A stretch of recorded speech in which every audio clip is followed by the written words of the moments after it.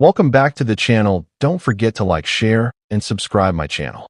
Today we are explore how to create modern typographic posters using tracking in Photoshop. Now I open Photoshop and set a large canvas for a poster design. First I type the main headline using a bold font that stands out. Then I highlight the text and gradually increase tracking for a spacious, elegant effect. After that I duplicate the text layer and reduce tracking slightly for a denser look. Now I add layer styles like soft drop shadows and subtle highlights for depth. Next I check alignment with other design elements using smart guides.